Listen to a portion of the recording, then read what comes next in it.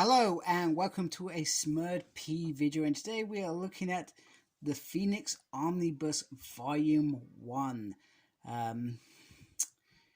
Very interesting release and one that I found very strange. But first of all, we have this beautiful cover. So there was this cover which I think it is a direct market cover. I'm not entirely sure because there's a Dortmund cover which looks absolutely fabulous as well. But this is one that I chose. And I'll be honest with you, it's certainly, I don't think it comes from the Uncanny X-Men issues. I feel like it comes up from the classic X-Men issues, and hopefully we'll see that when we're reviewing it.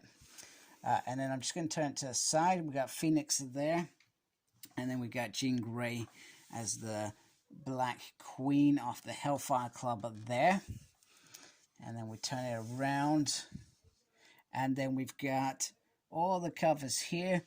It says the story that changed comics. The full original Dark Phoenix saga is presented alongside bonus tales illuminated Jean Grey's defining story. And it's not just about the Dark Phoenix, it's about how she became Phoenix as well in there. And it also has the defining tragedy of the X-Men mythology, the most thematical, rich superhero team the world had ever seen.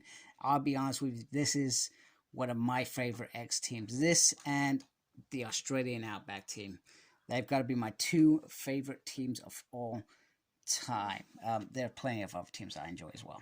Anyway, so what does this collect? So this collects X-Men 97 to 105, then 107 to 108, then 125, 138. The Phoenix Untold Story, and then material from Classic X-Men 6, 8, 13, 18, 24, 43, Bizarre Adventures 27, and What If 27. So it's not even like, so if you're buying this solely to either read just material about the Phoenix. That is all you're doing.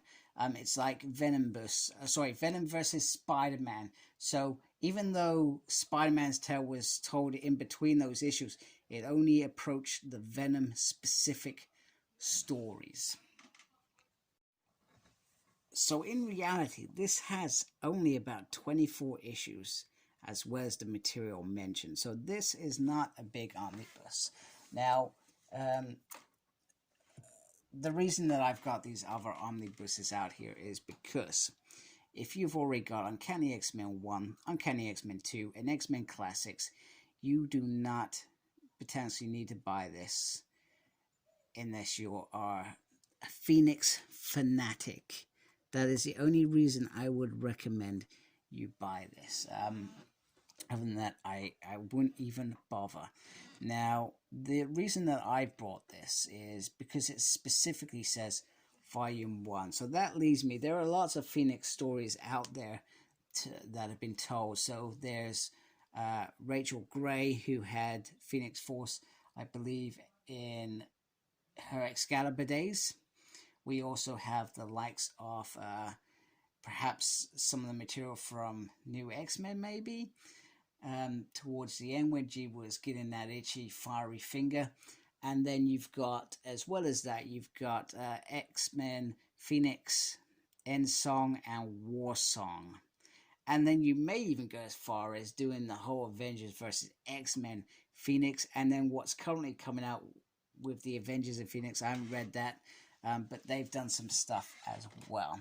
So, but in terms of this particular volume, you do not need this if you've got Uncanny X-Men 1 and 2 and X-Men Classics, because you've already got this tale. So I will probably weigh up my pros and cons and make a decision at some point on what I will do with this.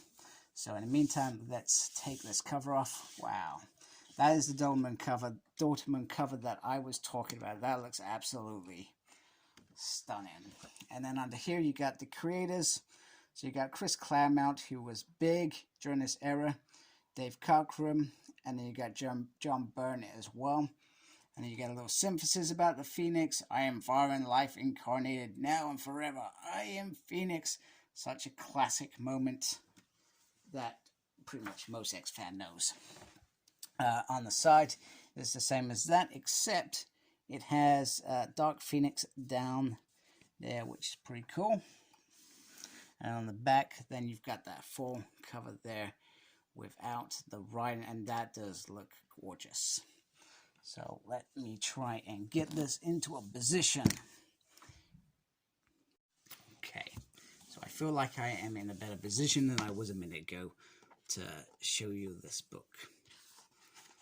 That's a nice picture there, Jean Grey. And wow, this is pretty cool. So it's got the contents page. So this goes from 1976 all the way up to 1990. And then you go back and do 1981 and 1991, which is interesting. It's interesting format, actually, because I would have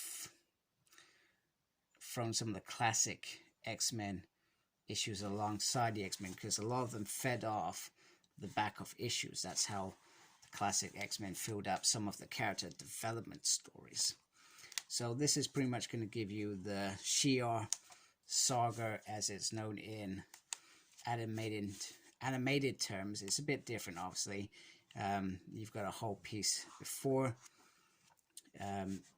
with Sentinels, etc., and it comes about a bit differently to what the animated series done, if you've read that. And do you know what? If you've watched the animated Phoenix saga and then Dark Phoenix, this may be a good book to read to understand how that originally came about and understand how they adapted that. But yeah, love this era. Wow. It's actually been a while since I've read it. So reading this as a one-off isn't such a bad thing. I'm just not sure who's going to buy this, what the market was, or what the idea behind it was. And I'm not sure, maybe there's an anniversary here that I'm missing. That's why it's come out. You surely would have released this when they did the last X-Men Phoenix film. Surely that would have been the time to make the most out of this. But this is, in my mind, a weird release. But still classic storytelling. And it's brilliant. And definitely, if you haven't read this before, then it's a good idea just to grab it. You can read it as a one-off and not bother. This is a classic X-Men stuff. And this was the stuff that I feel they should have just put it on the back of the Uncanny X-Men. I don't know why they didn't do that. I almost feel like I would love them to revisit the Uncanny X-Men omnibuses and add in that classic bit at the back of it. Yeah, you may end up with a few more volumes, but it's only gonna bulk it up to what it is now, instead of having an omnibus dedicated to X-Men Classics, which is cool. I'm very happy with that, and I've read it separately, but it just would have made it flow perhaps a little bit better. And you got this bit at the end, which is cool. Oh, so maybe that's the Dark Phoenix tape. So this must have been about how they planned it, what they talked about, etc. So very cool. Pretty decent. Phoenix. What if Phoenix had not died? I think I've read this. I can't remember. I may not have read this. Which is pretty awesome. So yeah, I would only get this if you're an absolute completist. You really wanted it. Then Stan Lee talking about it. Phoenix must die. I remember there was controversy where Chris didn't want Jean Grey to be brought back. And they did bring her back. But she was... When she died, it was meant to be the big, and it had a big impact. She was out of X-Men for a good, what, probably 8 years, or maybe 6.